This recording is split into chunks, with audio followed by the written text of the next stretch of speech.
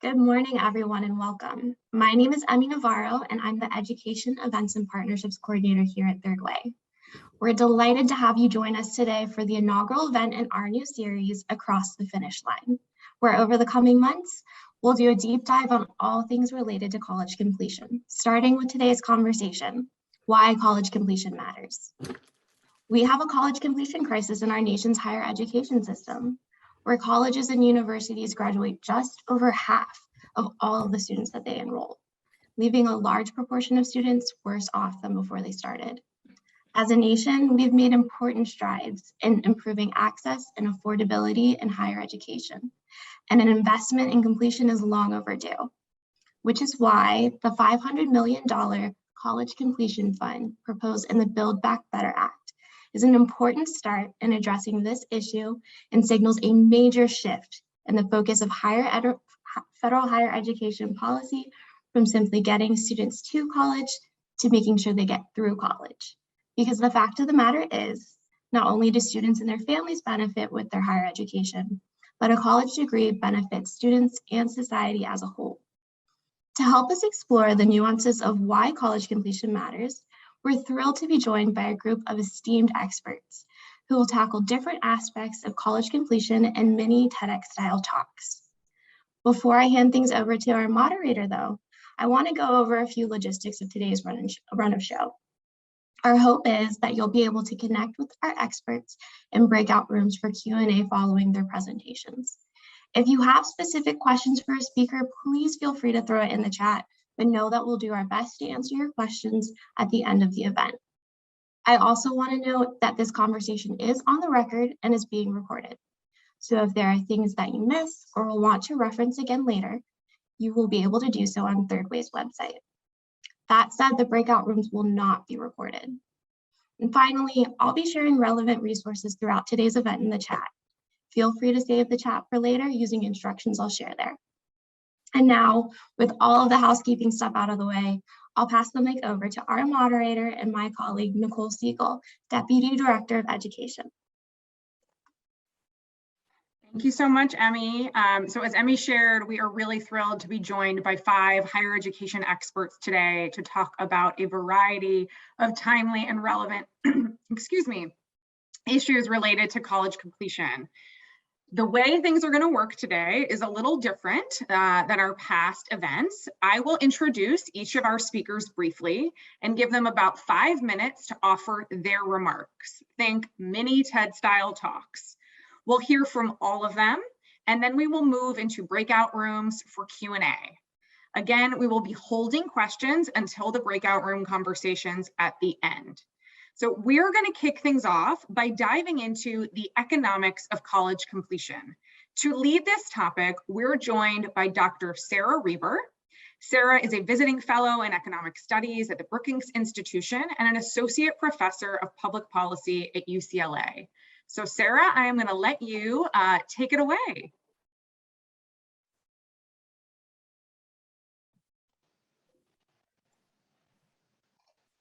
Thank you. Can everybody see? Let's see. Hold on one second. Okay. Can you see my my screen? No. Okay. Oh, that's because I didn't click share yet. Okay. Okay. Give me 1 second. Yeah, no worries. Okay, I think there we have it. Do we have it? There you go. Yep. Okay. Thanks so much for including me in this event and this really important topic. I'm excited to be here.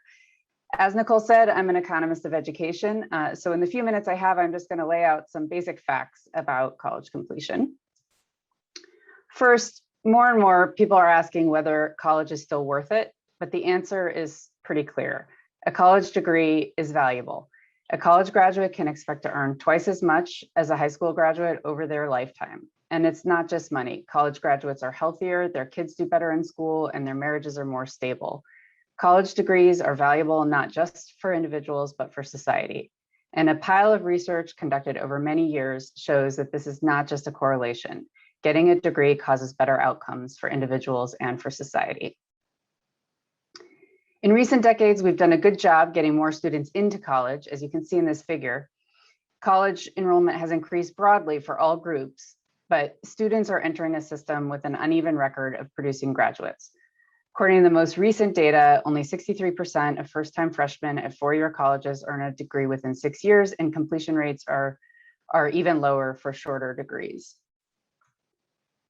And leaving college without a degree is costly, especially for students who borrow. Students who take on debt to attend college but leave without a degree often struggle to repay their loans and are almost 3 times as likely to default in the first 3 years compared to those who get a degree.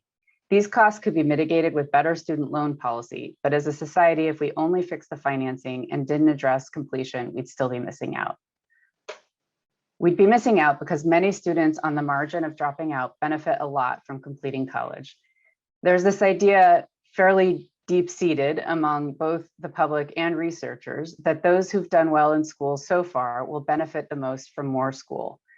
Sure, the return to college is high, but maybe not for those students, this line of thinking goes. Maybe they dropped out for a reason.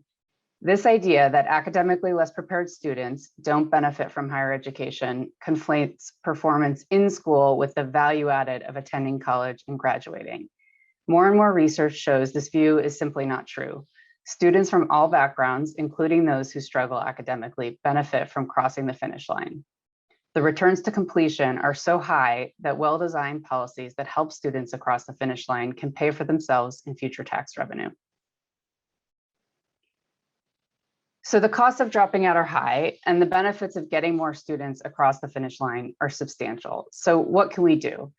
It turns out that graduation rates vary quite a lot across colleges. This figure shows the distribution of graduation rates across colleges by college type.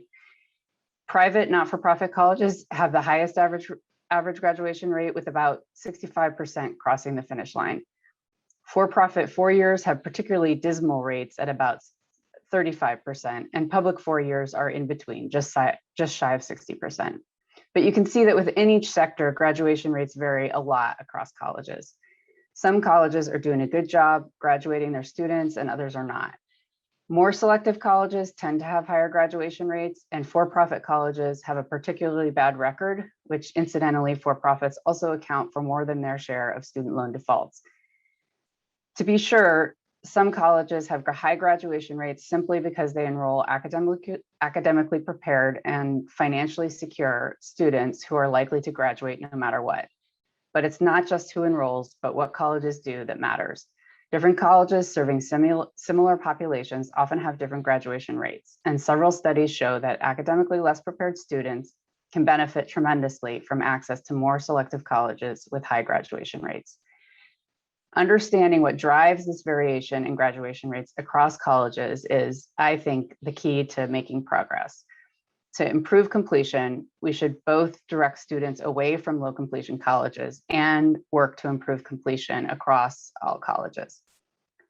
So I'll stop there. Thanks for listening, and I look forward to the rest of the program and to the Q&A. So let me stop sharing. Thank you so much, Sarah. So now we're going to turn our attention to some of the barriers students face in their pursuit towards the finish line.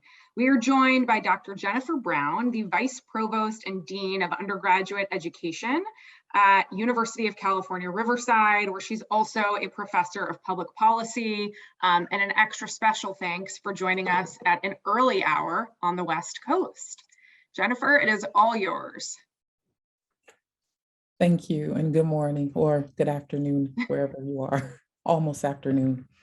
So at the University of California, Riverside, I have the pleasure of serving students that have a similar background to myself.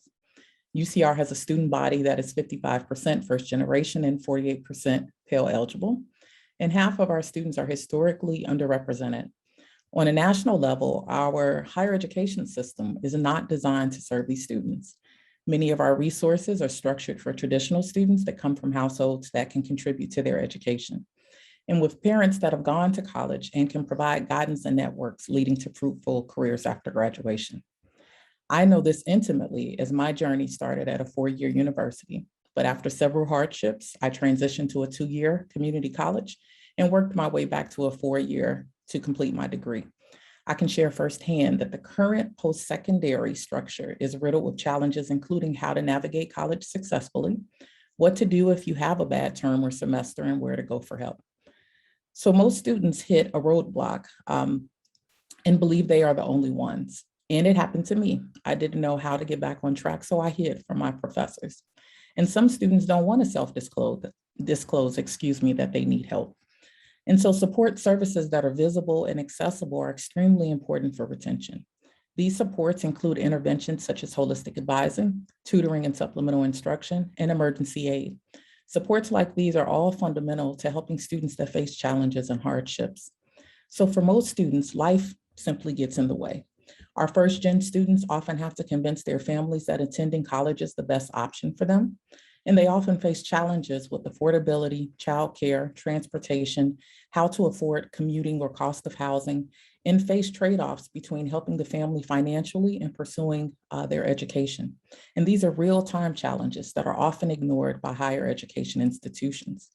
We believe that students come with instant learning environments that are ideal for learning.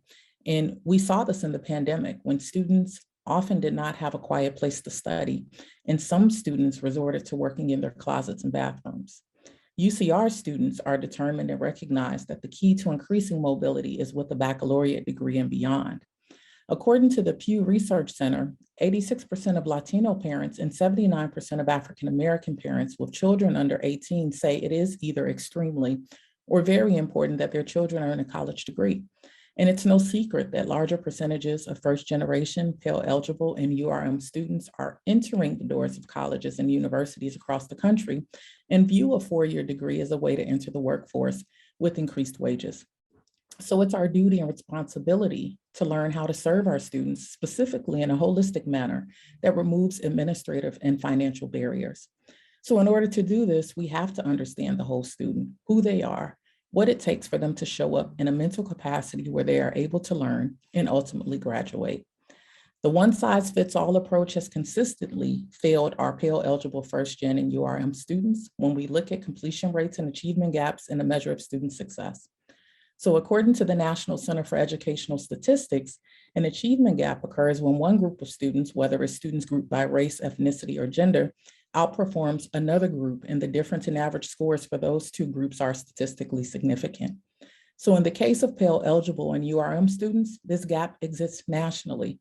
As a member of the University Innovation Alliance, we are participating in the UIA's Black Student Success Initiative, which is an analysis of our campus's landscape around our African American student population, revealing disparities in educational outcomes among those students. Although we have decreased our achievement gap significantly at UCR, we still see that our Black or African American students are retaining at a lower rate. They're taking on more student loans, accumulating less credits within the academic year, and having fewer AP and IB credits upon entering as a first-time freshman. Therefore, it takes longer to graduate when compared to the majority population. So the reason behind this reality is simply what is currently being done does not account for the whole student. And the elements are overlooked, the barriers are often overlooked that keep students from completing, namely underpreparedness, not taking the courses in high school to set them up for college. So taking non-credit remedial courses to catch up, lack of study skills, not from capacity, but in general, no one to mentor or show that this is important. Institutional barriers like navigating the system, enrollment and financial aid, or not understanding course and degree requirements. Personal non-academic barriers, so health, financial problems, mental health, struggles, childcare, transportation, disconnection from the college community, and college tuition costs. We must also remember that student motivations are often family-based. We are creating mobility not only for the individual, but also for their family. And at UCR, according to data on the undergraduate experience collected by the Office of the President, 66% of our students have some caregiving responsibility. We have students that face homelessness and food insecurity. 49% of our students have the responsibility of being the main financial contributor in their households. So students continue to carry these types of responsibilities post-graduation into the workforce and into graduate school. A large part of my work at UCR is bridging these gaps and barriers. And one approach that was met with much success is our completion grant initiative, where we were able to provide over 200 seniors with financial support between $500 and $1,000. And this incentive was the difference between the student graduating and withdrawing completely or taking an additional year to graduate while paying on their own. In fact, I'll share, we also used higher education emergency relief funds to continue this known transition now in the COVID context. So these are not just numbers, these are lives being transformed. And according to the Social Security Administration, as you heard, a college graduate earns $1.1 to $1.5 million over their lifetime. The financial advancement associated with graduating is transformative to the student. And we're talking about student populations that take out more student loans on average. So at UCR, we thoroughly understand the value of the college degree adds lives to our students. And for the third consecutive year, UCR has been named #1 in social mobility. I will share with you that for Pell eligible students, access to enough funding is one of the biggest challenges to their academic success. Colleges and universities need financial resources beyond what's currently established for traditional students. And disinvestment in higher education has taken a toll on budgets. So more financial resources position institutions to support Pell eligible students through some of the noted barriers that we talked about before that impede their progress. And it is extremely important to address math deficits, advising support and incentives to keep students on campus via work opportunities so the students can study and work close to the institution. So in closing, here are a few recommendations towards completion. Doubling the Pell Grant. So doubling the Pell Grant will ease student loan burden and boost the economy. More than 7 million students receive Pell Grants nationally each year, but few of them can fully finance a 4-year degree.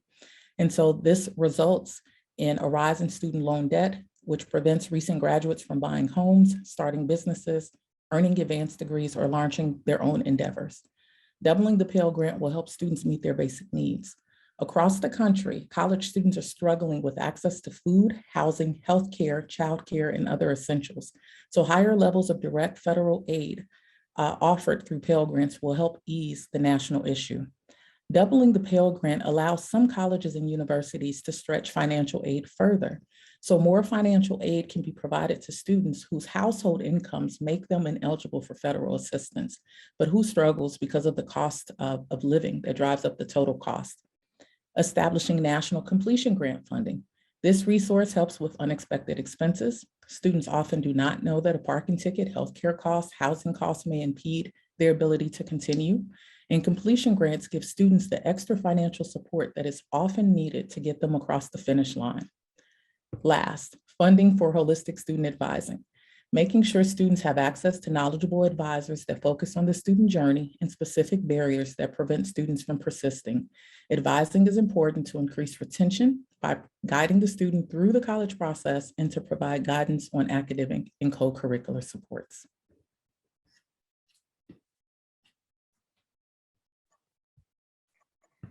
Thank you so much, Jennifer. #1 in social mobility is a lot to celebrate, and that's a college ranking I can get behind. Thank you so much. So we're going to pivot a little bit, and what we all know and can agree on is the 20+ months of the pandemic has exacerbated existing equity gaps in our nation's higher education system. To learn more about the equity implications of completion, I am going to pass the mic to Jinann Bitar, the Director of Research and Data Analytics at the Education Trust. Jinann, it's all yours. Good morning, everyone. Also joining you from the West Coast. And we're going to talk about why college completion is actually also an equity issue. And so over the past decade, Black and Latino adults experience some of the most dramatic growth in attainment, but they still remain the least likely to earn a college degree. And partly this is about inequitable access, but it's also about completion. Once enrolled, students of color and students with Pell Grants are less likely to graduate. Community colleges, which disproportionately serve low-income students and students of color, only 1/3 of the students earn a 2-year degree in 3 years. Dr. Brown let us know that today's students are not only faced with increased costs for tuition and transportation, textbooks, housing, and food, they're increasingly balancing work, family, struggle to find support to navigate college, and find policies and practices more like jumping hoops than help. Dr. Reber described to us what happens when the more than 36 million Americans who started college never finish and are trying to pay student loans that in many cases did not result in increased job opportunities or wages. This exacerbates wealth and income inequality. And it also presents an existential threat to state economies. States have goals to boost their share of population with education beyond high school because they know that's what makes them competitive in today's economy. I'd actually refer to my colleagues over at BPC because they've done some great modeling to demonstrate the increased revenue and decreased reliance on social welfare programs when states boost college completion. However, states will fail to meet these goals if they don't find ways to increase both enrollment and completion of students of color and students from low-income backgrounds. But there's good news. There's some proven strategies to help students get across the line. Many researchers have highlighted success stories in completion, and we know that giving Metro cards in New York and gas cards in Cleveland, along with proactive advising and financial support, can double graduation rates among community college students. We know putting students in college level math and English with extra tutoring instead of dead-end non-credit courses increases persistence and retention. We've seen programs such as UCR's Retention and Completion Grants, CUNY ASAP in New York, Project Quest in San Antonio, and 1 Million Degrees in Chicago have all increased completion, credits, and even earnings after graduation. Armed with this research, the Biden administration proposed $62 billion to scale up completion, but Democrats willed the program down to about $500 million over 5 years. But we still have to ensure these types of issues stay on the docket. And while there tends to be general support for evidence-based interventions and programs, data literacy and data-driven decision-making, which is fantastic, I tend to question how relevant the standard of evidence is for all students, specifically for disaggregated groups of students, whether that be by race and ethnicity, gender, disability status, student parents, low-income, first-gen students, the populations who we know now make up the majority of students in US higher education. Looking at the issues we face today, I think we can see the results of federal policymaking that focused on the aggregate. We must disaggregate the data and use targeted interventions. So currently, EdTrust, SHIO, and MBRC are working to support more college completion efforts with an advisory board of diverse stakeholders, an advocacy component to keep completion on the hearts and minds of policymakers, and a research compendium highlighting many evidence-based interventions we talked about today. We're working directly with leaders to help identify the specific needs of their students, and hopefully they'll have a college completion fund to apply for. So what can advocates do? Well, colleges should be focused on the creation of student programs. Sorry, my view just changed on here. We're going to focus on college completion programs this is fun, that ensure students of color and low-income students with backgrounds are advised with comprehensive strategies that focus on career and transfer pathways. For trustees, the boards, and the presidents, all the way down the list, listen to what students need and engage in the learning process. At the state level, let's talk about affordability. More specifically, need-based aid and the use of public higher ed funding formulas that actually reward colleges for graduating more students of color and low-income students. This will require our systems to be more collaborative, particularly open access institutions and regional comprehensives.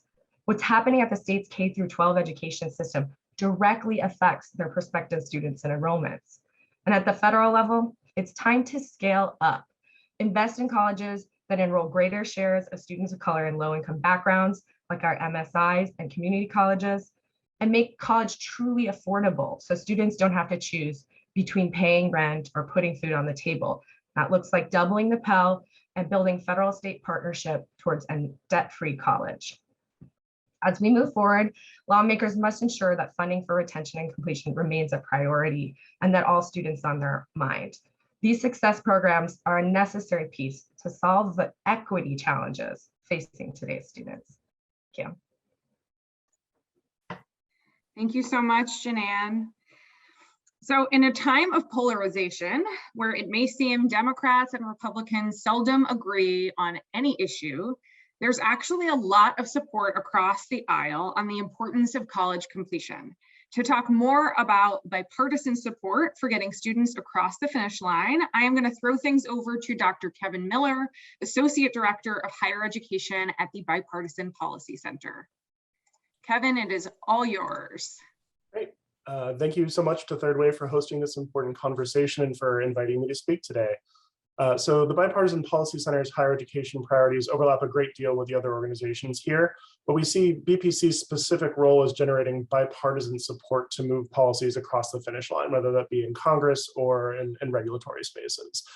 So often what that looks like in practice is convincing moderates and conservatives that a policy makes financial sense. And thank you to Jinann for the shout out to BPC's work in this area. I appreciated it. So we've already heard from Dr. Reber about the broad economic importance of college completion. And of course, these economic benefits are some of the biggest bipartisan arguments in favor of continued and increased support for higher education. But I want to talk specifically about the impact of completion on two concepts that BPC has highlighted in our policy, higher education work, which is what we call efficiency and also about the federal budget. So last year, the Bipartisan Policy Center and our task force on higher education, which consists of members of both parties, as well as various experts and organizations, published an extensive report called A New Course for Higher Education. In that report, we proposed a wide array of policy changes, but one of our central recommendations was to create a federal-state partnership to direct federal money to states to fund policies that make college more affordable. One of the components of our formula, our proposed formula for that federal money, was what we called efficiency, which we defined as how many degrees institutions are producing per dollar of operating expenses. Now, we all know that institutions can't really cut on the cost side much because they have to provide necessary services to serve a wide array of students. So as a result, we need to talk about sort of the other end of the equation, getting students to complete. So moderates and conservatives want to know that money is resulting in degrees. Improving completion rates is therefore key for increasing what we call efficiency. Because if you spend dollars instructing and supporting students who don't complete a degree, that money is wasted, at least in this calculation. So practices and policies that increase college completion also increase the efficiency of degree production, even if they require some upfront investment and some spending of money. The second concept I want to talk a little bit about, unsurprisingly, if we talk about bipartisanship, is the federal budget, and in particular, the effect of student loans on the federal budget. Last week, my team published a report on the effect of student loans on the federal budget, and we found that over time, student loans are having larger and larger and more negative effects on the federal budget. Now, the Department of Education actually does make money on loans that are repaid promptly and in full, but the problem is that, as I'm sure we all know, many students now are, and an increasing number of students are struggling to repay their loans, and many of those loans will actually never be fully repaid, either because of default or forgiveness of some sort. And so because the federal government is the lender of these loans, these unpaid loans are over time costing the Department of Education a substantial and growing amount of money. Like others who work in higher education, I worry about the tolls that student loans are taking on borrowers. But when you're appealing to moderates and conservatives, it usually helps to focus on the bottom line for the federal government, at least some of the time. And like Dr. Reber alluded to, leaving college without a degree is actually one of the biggest predictors of loan non-repayment. So college scorecard data show that 3 years after entering repayment, students who complete college degrees are typically about 20 percentage points more likely to pay off principal on their student loans than students who didn't complete their programs. So taking steps to help college students actually get to completion and complete those credentials is likely to be good for the federal budget at this point. So I want every American who wants to go to college to be able to do so successfully, and policy changes are a big part of that. But building lasting policy change is more likely when there's bipartisan consensus. So it's important that we build a case for investing in college completion that more conservative members of Congress can get on board with. Right. Thanks. Thank you so much. So for our last little TED Talk today, and I know we're throwing a bunch of information at you all, I am pleased to invite to the stage, the virtual stage, my colleague Tamara Hiler, who's the Director of Education at Third Way. We've spoken a lot about the hurdles students face in their pursuit of a higher education degree, but what actually happens when students don't complete? Tamara is going to answer that question and more. Take it away. Thank you, and I'm excited to sort of put a bow on all of these fabulous presentations. So nobody enrolls in college thinking that they'll leave before they earn a degree. Yet every year, more than 1.2 million students end up with this fate. That's nearly half the student population that starts college annually. But these non-completers are more than just statistics. They are your friends, neighbors, moms, dads, sons, daughters, and other distant relatives who likely sought out college so they could improve their job prospects and live stable and secure lives. However, this dream too often turns into a nightmare for this cohort, as students who start college but don't finish regularly end up in one of the worst case scenarios, degreeless and in debt. First, we know that the tuition and fees that non-completers paid to attend college become sunk costs that they'll never get back. On top of that, any loans that they did take out to finance their education begin to accumulate interest, yet they don't have the same earning potential as a graduate to help pay it off. Data from the Bureau of Labor Statistics shows that non-completers only earn about 70% of what they would make if they had graduated. And as we've already heard, that equates to more than $1 million less in earnings over the course of a lifetime.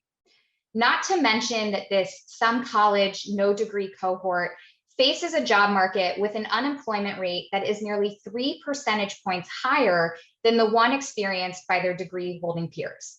And these are all statistics that systemic prejudices and racial wealth gaps make even worse for students of color. These factors all contribute to the shocking statistic that we've heard already today, that students who take out loans and never get a degree are 3 times more likely to default, making non-completers the most vulnerable victims of the student debt crisis. But the costs and stresses for non-completers don't end there. Once a student exits our higher education system without a degree, it becomes imminently harder for them to re-enter, even when they want to.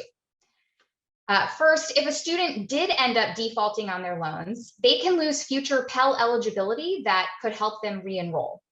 Second, our transfer system is such a complex maze that students who would like to pick up where they left off often can't, either because their credits won't transfer or holds placed on their accounts make it nearly impossible to even access their transcripts that would allow them to enroll in a new school. So on average, transfer students are losing about 40% of the credits that they had earned, often resulting in them having to spend tens of thousands of dollars more to simply finish their degrees. And because 98% of institutions engage in this practice known as transcript withholding, an estimated 6 million students across the country right now may have stranded credits for unpaid balances that are averaging less than $2,000, typically anything from $100 or less, creating a really small barrier that has major consequences for those in the non-completer community. We also know that students aren't the only ones who face the strain of non-completion, but that, as Kevin just alluded to, that taxpayers pay a price too. That's because taxpayers bear the load when students cannot repay their loans or end up in default. They also foot the bill for the nearly $130 billion that the federal government sends to institutions in the form of student loans and grants each year, none of which up until this point take into account whether or not a student gets a degree. So the good news is that it doesn't have to be this way. If the federal government did more to invest in completion, we could see massive dividends for both students and taxpayers alike.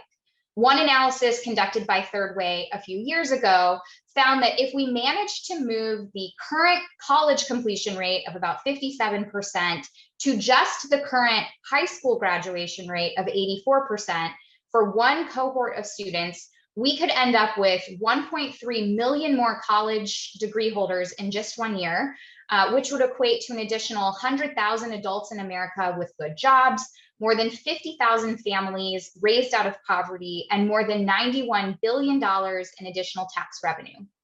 And luckily, the Build Back Better Act, as we've heard already, includes funding for a college completion fund, which would be the first ever robust federal investment in completion, designed to ensure that we lower the number of non-completers in the first place, but also make sure that institutions have the resources to help get existing non-completers back into the classroom. And by including a state grant component in this fund that is specifically focused on the schools that serve the most low-income students and students of color, the federal government is acknowledging for the first time that these schools need additional resources to support student success. Because after all, our goal is to make sure that the race for a college degree doesn't end midway around the track, but as the name of this series suggests, that we can get every single student who starts college across the finish line. Thank you. Thank you, Tammy, for that very shiny bow. So thank you, huge thank you to all of our esteemed experts today. We challenged you to break down very complex topics in a very short amount of time, and you delivered.